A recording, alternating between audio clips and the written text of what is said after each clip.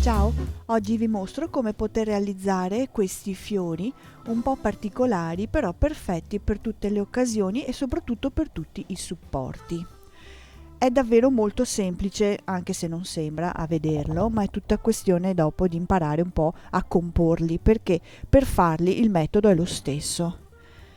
Come sempre trovate il cartamodello sotto la foto del progetto nel sito www.craftonline.it oppure nel link sotto qui nella descrizione. Partiamo con il fare i singoli petali. Allora avete due misure di petalo, più grande o più piccolo. La procedura è sempre la stessa: disegnate il petalo, grande o piccolo che sia, in un tessuto messo doppio e sotto mettete sempre un piccolo strato di imbottitura piatta. Lo disegnate, lo cucite tutto attorno lasciando aperto sempre la base. Ritagliate il disegno lungo la cucitura. Lasciate sempre mezzo centimetro almeno, lasciate un po' di tessuto in modo da non trovarvi poi che sfila da tutte le parti.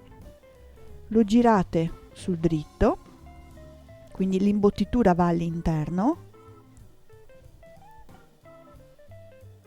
Ok, con un bastoncino fate uscire bene tutte le cuciture, quindi spingete, eccolo qui. Ok, ora con del filo nero, io uso quello da filo da uncinetto, ma va bene anche il filo da punto croce, quindi un pochino più grosso, chiuso sotto all'estremità.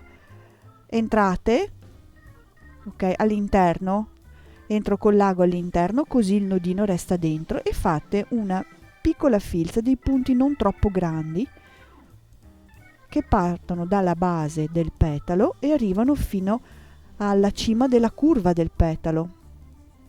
Ok, eccola qua.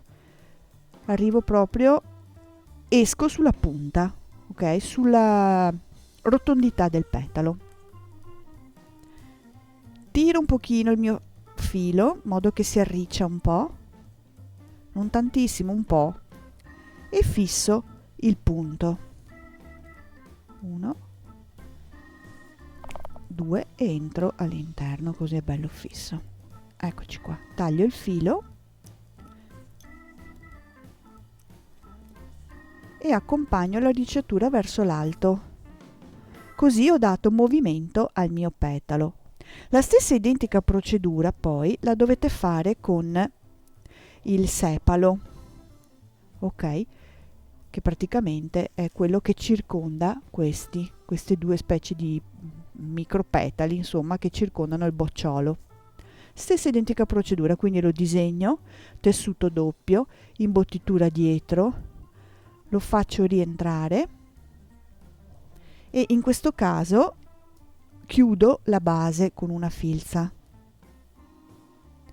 tutti e tre gli strati.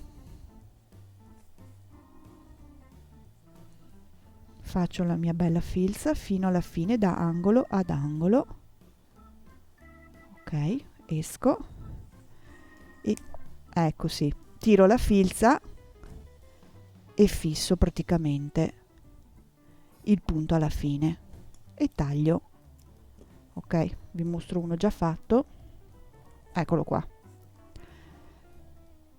Quindi petali grandi, petali piccoli, e l'ultimo componente è la foglia, idem come sepalo e come petalo, quindi la procedura è la stessa per tutti. In questo caso entro col bastoncino per aprire un po', perché l'apertura è un pochino più stretta. Potete aiutarvi con qualsiasi altro sistema per girare. Io ho ancora i sistemi di una volta a mano, ma esistono sistemi in commercio che vi aiutano a fare questo lavoro più velocemente. Fate uscire sempre tutta la cucitura, quindi anche in questo caso useremo il nostro filo nero per creare la stessa filza fatta per il petalo, perché così diamo un movimento che a me piace tantissimo alla foglia, molto naturale. Quindi entro dentro per lasciare il nodino all'interno e faccio la mia filza. Questa non deve essere per forza sempre perfettamente dritta, va bene anche se si stonda un po', se gira un pochino, perché gli dà maggior movimento ancora, quindi non sempre perfettamente dritta, qualche foglia con una con un che gira un pochettino, insomma, con un semicerchio quasi. Ok, tiro e fisso sulla punta, o comunque alla fine della mia filza. Così. E taglio. Anche in questo caso, vedete, accompagno la ricettura, la foglia già un po' si gira da sola. Qui non resta altro adesso che montare i fiori. Allora io ho pensato ad un fiore più grande, quindi uso i petali quelli più grandi del cartamodello. Sono 5 nel mio caso, 1, 2, 3, 4, il quinto lo vado a infilare adesso e faccio una filza alla base di ogni petalo, uno in seguito all'altro, come infilare delle perle, in questo modo qua. Tiro la mia filza e chiudo forte al centro. Ok, e già qua do un po' di movimento perché si sollevano i petali. Ok, poi prendo quelli più piccoli e creo dei boccioli interni, quindi 2 li ho già preparati, ma vi mostro come si fanno. Puntino di colla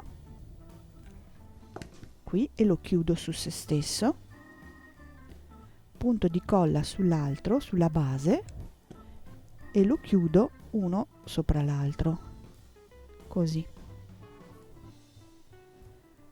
Allora, se voglio fare il mio centrale, metto della colla sulla base e comincio a metterne uno qui, li metto tutti e 3, uno qua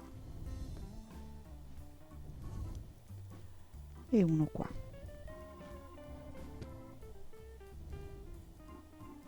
Eccoli qua. Per dare magari un pochino di colore o di punto luce, li chiamo io, gli metto dei piccoli sepali, dei piccoli pistilli all'interno di qualcuno dei boccioli. Uno. Qui è tutta questione di fantasia, poi potete veramente montarli, farli come più vi piace. Ok, e questo è il fiore, io lo considero il fiore grande, il fiore centrale, poi naturalmente andrò a incollare le mie foglie. Questo è il fiore grande. Ogni fiore grande ci preparo sempre anche dei boccioli, quindi se questo è il fiore grande vi mostro il bocciolo fatto con l'arancione, quindi sempre chiuso uno, sempre chiuso anche l'altro,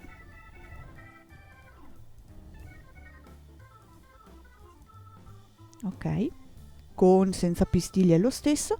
Prendo i 2 sepali che avevo preparato, uno, e lo metto da una parte, allora non nello stesso verso in cui ho chiuso il bocciolo, ma negli altri, da destra e sinistra. Ok, uno di qua e uno di là.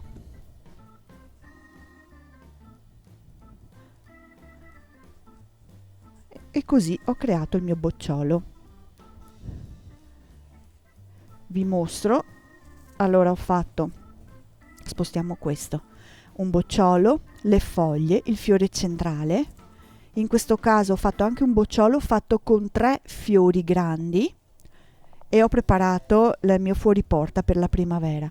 Ma questi fiori, per esempio, io li ho messi anche usando soltanto i boccioli, vedete, con i pistilli, li ho attaccati a un uccellino fatto di tessuto, perciò sono, col bel fiocco naturalmente, perciò sono progetti, è un piccolo modo per decorare, come vi dicevo, qualsiasi tipo di supporto voi abbiate in casa, da acquistare, ma anche qualcosa che avevate già e che volevate arricchire.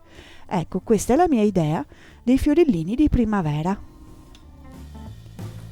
Grazie.